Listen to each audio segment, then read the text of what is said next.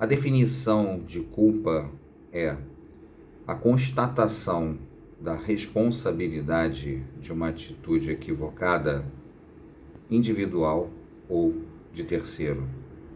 Ficou difícil? Beleza. A gente volta para explicar isso aí muito mais. Segura só um pouquinho aí que a gente já volta, rapidinho.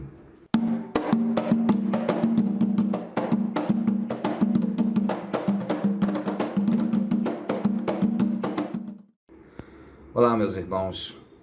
Hoje nós vamos falar um pouquinho sobre culpa e responsabilidade. Até quando a nossa capacidade de sentirmos culpados realmente é limitante? Até que ponto nós somos realmente responsáveis pelas situações adversas em nossas atitudes?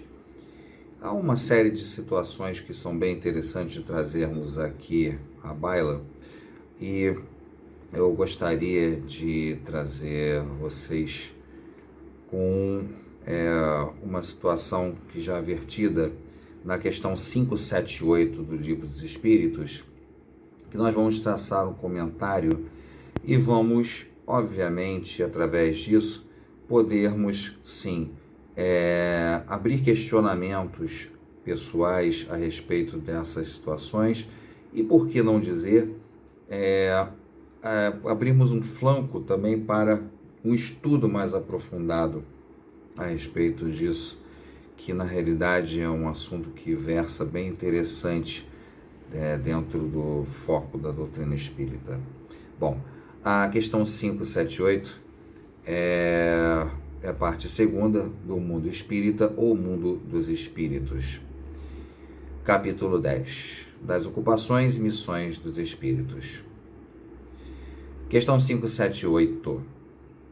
Poderá o espírito, por própria culpa, falir na sua missão?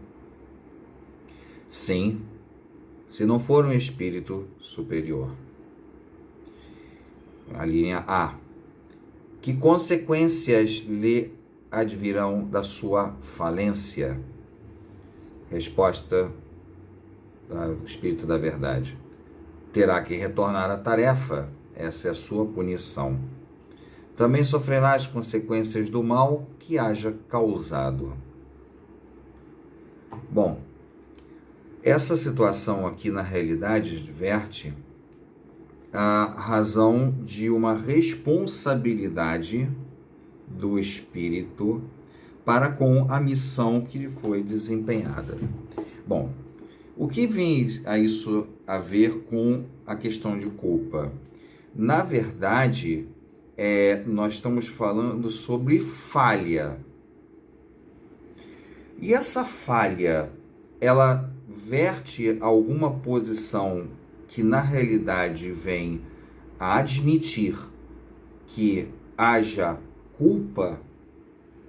Então, onde está esse flanco entre falha e culpa? Muito bem. Se, logicamente, o Espírito da Verdade adverte que terá que retornar à tarefa, terá que voltar, essa é a sua punição, tá? E sofrerá as consequências do mal que haja causado. Então, aí na realidade, nós já estamos falando de mal causado por conta de uma falha, mas por que a falha ocorreu? No caso, por exemplo, vamos fazer uma suposição mais lógica, o ocorrer dessa falha. Será que houve culpa dessa falha? O espírito que na realidade estava desempenhando a sua condição de missão?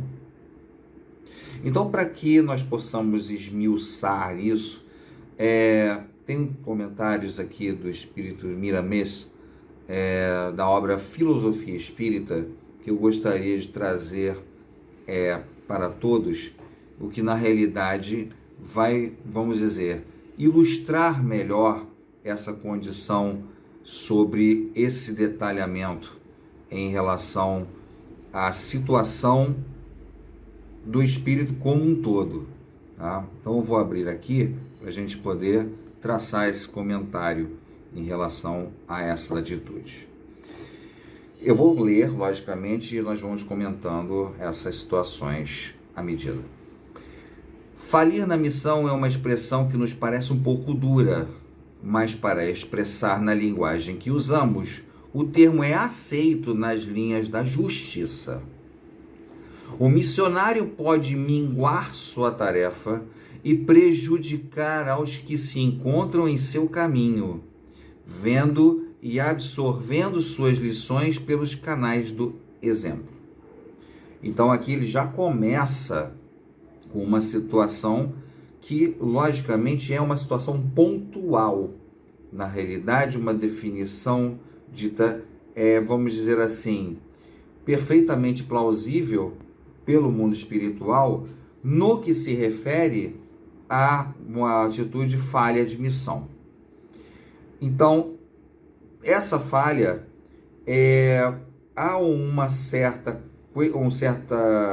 questão de culpabilidade exatamente pelo fato do prejuízo causado por essa falha a outrem, as pessoas que estão direta ou indiretamente ligadas à sua situação. Muito bem, então vamos dar prosseguimento para nós podermos então dar mais esclarecimentos sobre esses detalhes do espírito Miramês. Os espíritos superiores, aqueles que preparam e avalizam a reencarnação do missionário, são conscientes de que o reencarnante pode falhar nos seus labores junto aos homens, medindo e sabendo o tamanho da sua evolução espiritual. Mas isso faz parte do seu aprendizado. A Terra é uma universidade, onde o espírito recolhe suas experiências e acumula valores no coração da vida. É preciso que se saiba que ninguém falha na sua missão totalmente. Sempre há o que aproveitar para a sua instrução, mesmo porque o mal que ele causar responderá por ele, por vezes voltando em outro instrumento físico para terminar a sua tarefa. O espírito não retrocede, ele cada vez mais cresce em todos os rumos da verdade. Então, lógico, questões óbvias que você, aqui, inclusive já comentei até sobre isso aqui no outro vídeo, que na realidade nós apreendemos essa missão, logicamente, no ato, um pouco antes do ato reencarnatório, porque, lógico, nós sabemos da missão. É como, logicamente, num fronte de batalha, o general abre aquele mapa e explica para, no caso, os seus oficiais, quais são as atitudes estratégicas que irá tomar para que ele adentre o campo do inimigo e ele possa ter sucesso nos seus objetivos. A mesma coisa somos nós nesse planning, nesse planejamento que é um planejamento reencarnatório, que logicamente isso vem do departamento de reencarnação da colônia espiritual e faz com que logicamente nós tenhamos essa situação já vista com, vamos dizer, os esmiuçamentos, as particularidades que nós vamos ter, lógico, na nossa missão. Obviamente, a carne, aspas, é fraca, e nós, no desenvolvimento dessa missão na Terra, o que acontece conosco? Podem haver desvios não pontuais, que simplesmente você agrega a situações que, na realidade, você depois vai ter que responder por cada situação dessa. Cada desvio e, logicamente, do desvio que você, vamos dizer, que você se fez uma criatura que, infelizmente, não foi muito feliz, e daqueles que são os envolvidos nesse caminho. os terceiros que são envolvidos nesse caminho. Então tem muita coisa ainda para realmente a gente entender qual é essa vazão, esse desenvolvimento, o encaixe desses pensamentos e logicamente, dessa lógica. Vamos dar uma sequência? Não existe no livro da vida perdição eterna, como assinalam muitos escritores, posicionando-se como doutores da lei, e mesmo a palavra eterna não tem o significado que se lhes quer dar por haver muitas eternidades. Somente Deus sabe irradiar seus pensamentos na linguagem universal, de maneira que os espíritos mais evoluídos assimilam seus grandes desígnios e executam a sua soberana vontade. Dando sequência. Todos, quase sem exceção, falimos de certa forma. Isso é importante todo mundo saber. Repetindo. Todos, quase sem exceção, falimos de certa forma, quando encarnados. Há muitas coisas que deveríamos fazer e que não foram feitas, quebrando o ritmo das linhas do amor mais puro. Somente fazemos o que a nossa evolução suporta, não quando não há pecado, da maneira como isto é entendido por determinados companheiros estudiosos do espiritismo no mundo das formas. Há, sim, um processo de despertamento espiritual infalível em todas as criaturas. Aquele que falhou na sua missão, o seu castigo, mesmo como espírito conhecedor da verdade, é de retornar ao campo de lutas na carne para começar novamente e fazer o que deixou de realizar, para tornar-se um completista. Há determinados missionários que fazem além do previsto. Esses são os espíritos altamente conscientes dos seus deveres junto à humanidade e aproveitam sua estada na Terra, reunindo todos os seus esforços, avançando além do previsto e realizando maravilhas, de modo que a própria lei, as provas e os testes mais difíceis se curvem diante deles. Outros, por sua vez, passaram pela prova de escárnios e açoites, sim, até de algemas e prisões. Isso está lá no livro dos Hebreus, no Antigo Testamento, capítulo 11, versículo 36. A razão do ser humano é para ele discernir o que deve aceitar ou não. E no espiritualista, ele deve ser mais aguçada pela prática de estudar e assimilar. Os espíritos estão mais presentes na vida dos homens do que pensam, mas eles se aproximam de acordo com a sintonia de coração para coração. Vamos terminar logo para nós podermos aí então a gente adentrar com todas as explanações. A doutrina dos espíritos é a fonte de que pode ajudar a todos os de boa vontade. Ele amplia os seus conhecimentos, os conhecimentos do discípulo da verdade, para que ele possa saber os caminhos que deve percorrer. Antes de tudo, deve saber que não pode se esquecer de Jesus, que exerce influência em seu coração, para que possa acertar com maior segurança. Nós ali temos um termo engraçado, completistas.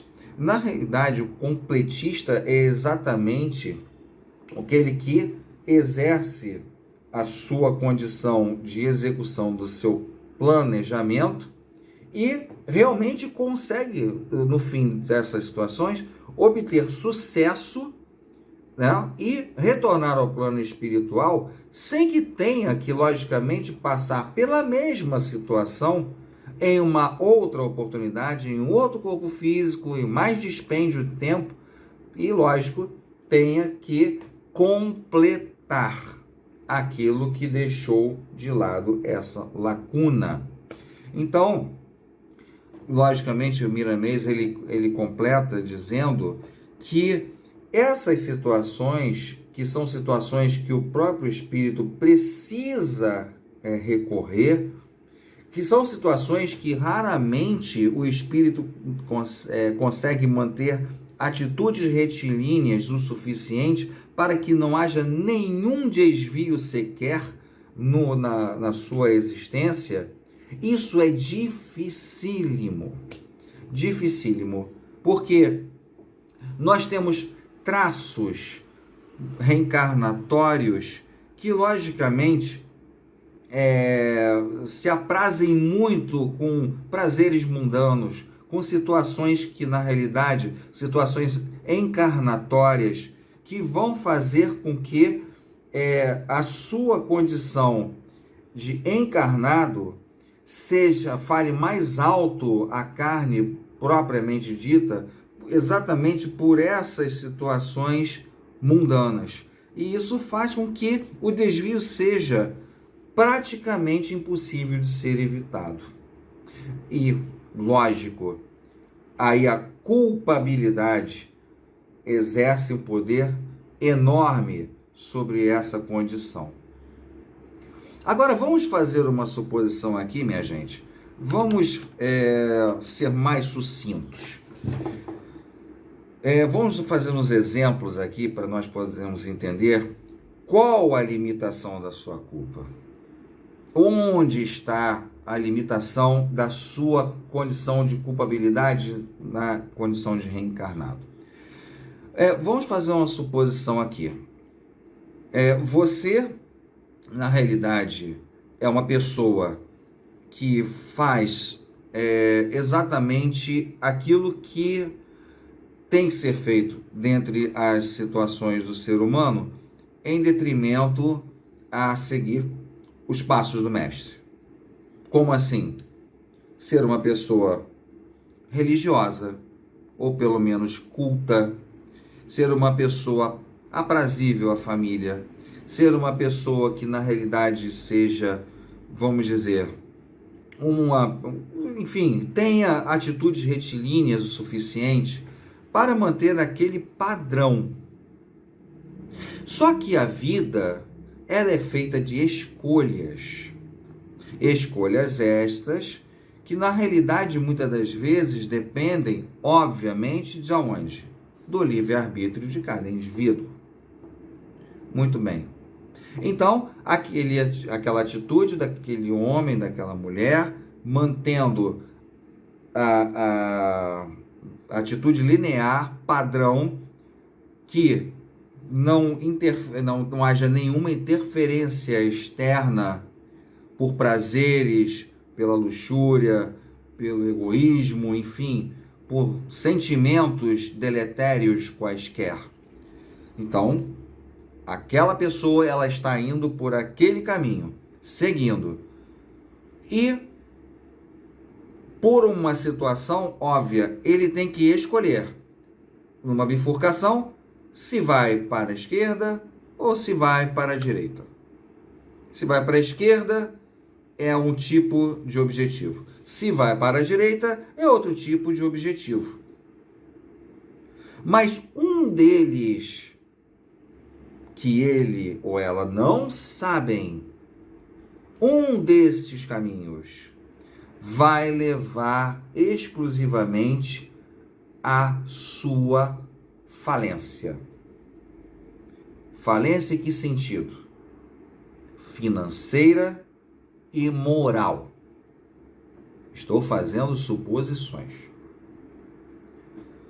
E ele escolhe exatamente este caminho que vai levar este indivíduo para a falência moral e financeira.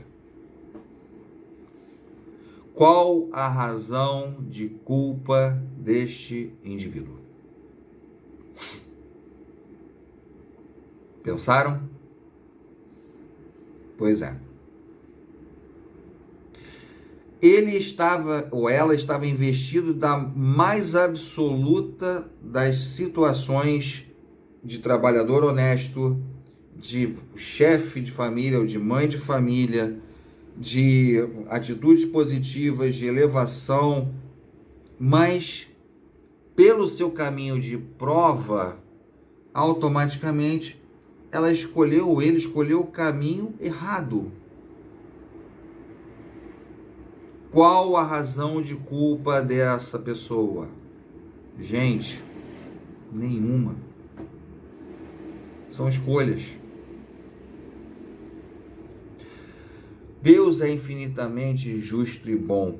Perdoa-nos por todas as nossas atitudes equivocadas. Completamente. Só que temos que ter a noção de que tudo há limites. Se você faz o planejamento de um assalto e bota a sua gangue, você é só o planejador, você vai fazer toda a esquematização daquele roubo.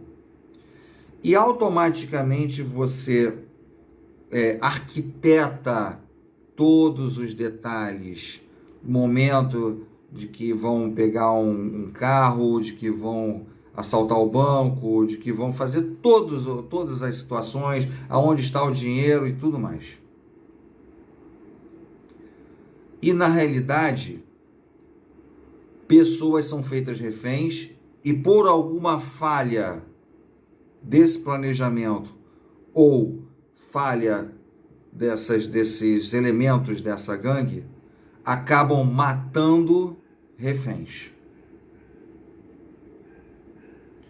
Você fez só o planejamento, mas qual é a razão da sua culpa? A razão total. Porque você arquitetou. E aqueles que participaram também tenham seu quinhão de culpa, ainda mais que executaram inocentes.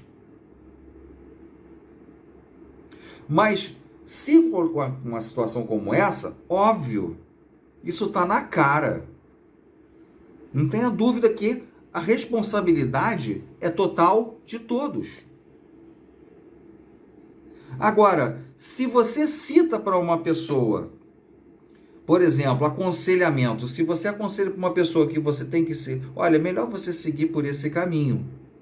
Siga para o caminho do bem, siga para o caminho do exemplo, siga para... Não, você faz, assim como eu faço lá no Self, exatamente isso, é aconselhamento.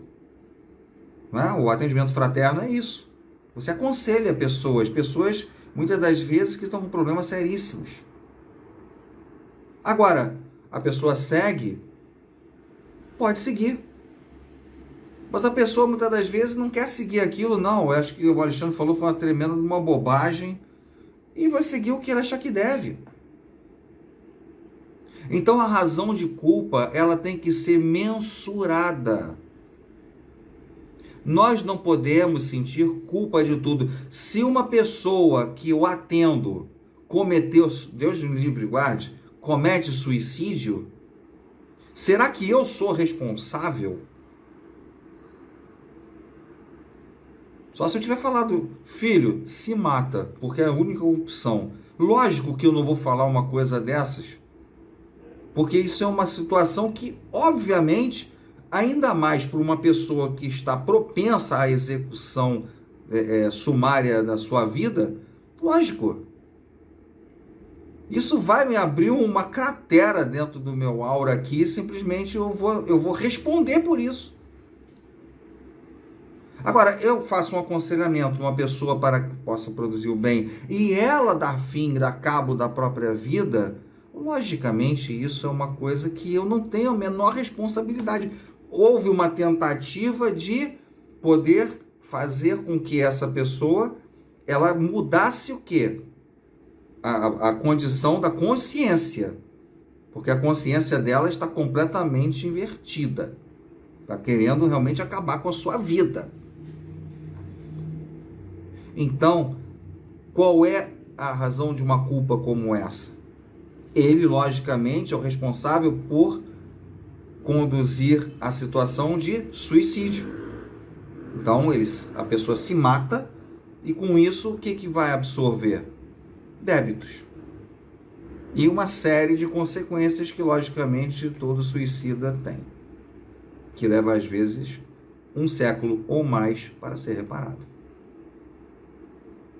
Mas as pessoas, elas têm que ter a consciência do auxílio, a consciência do seu caminho. E no terreiro, médiuns semiconscientes, médiuns conscientes. Não tem que ter cautela? Sim, tem que ter muita cautela, porque os seus pensamentos muitas das vezes podem estar até interferindo. Então, tem que haver um preparo muito bom para que nós não tenhamos essa razão e depois tenhamos que arcar com a responsabilidade de um atendimento mal formulado. Você vê, lógico, isso tudo tem que ser extremamente mensurado, medido. Não podemos simplesmente dar as costas à responsabilidade jamais. Jamais.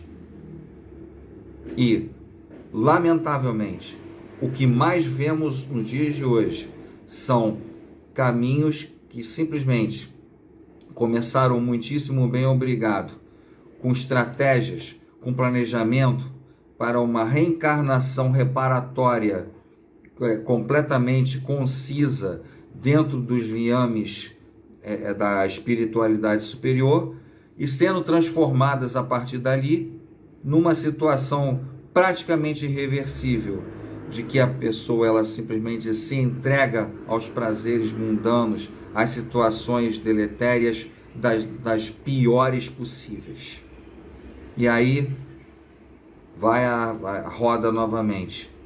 Isso, lógico, a aplicação da culpa, por mais que o nosso divino mestre, lógico, Deus, esteja sempre olhando por todos nós e nos perdoando incondicionalmente, temos que arcar com as nossas responsabilidades, sim. Assim como Miramês disse aqui muitíssimo bem, nós vamos virar completistas exatamente pelo fato de que até a última situação realmente tem que ser reparada, porque o grau de culpa, ele logicamente vai fazer com que todas essas situações venham à tona. Há casos, por exemplo, de empresas em que o almoxarifado, a pessoa antigamente calçava-se nota fiscal, fazia um monte de situações nesse sentido. Então, o cara do almoxarifado estava envolvido, o cara da produção do chão de fábrica estava envolvido. Então, tinha uma situação de, vamos dizer assim, de um verdadeiro planejamento de empregados mal intencionados dentro de uma empresa. Aí vinha uma auditoria externa, uma auditoria interna e simplesmente pegava toda aquela parte arquitetada dessas pessoas, verificavam os controles dos estoques e viam que na realidade tinha havido manipulação por parte das pessoas envolvidas. Aí vai um, entrega o outro, e qual é a responsabilidade de todos? Simplesmente total. Então, não adianta, temos que vir sempre para o lado correto, sempre pelo lado correto, pontual, sempre pelo lado retilíneo, sem desvios.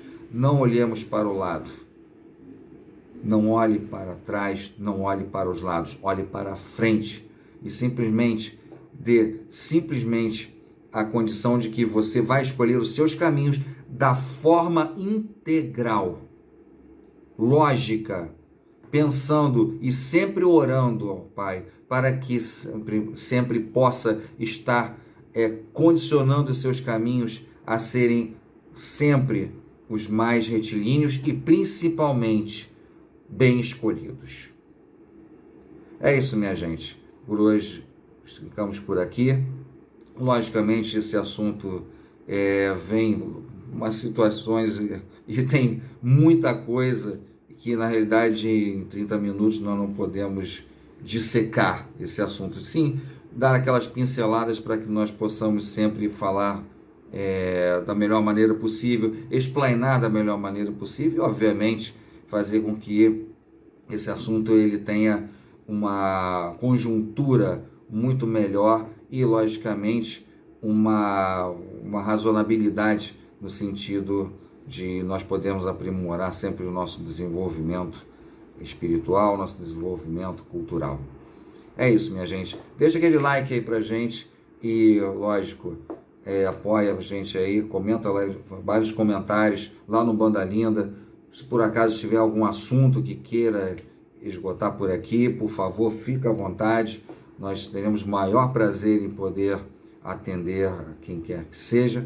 E, lógico, isso só nos faz crescer, só nos faz ir para frente, e é isso que nós temos que fazer. É ir para frente, escolhendo os caminhos de forma responsável, ok? Um grande abraço a todos, que Jesus ilumine o caminho de cada um, hoje e sempre, e até um próximo, se assim nosso Pai Celestial nos permitir. E, como sempre, sejam felizes.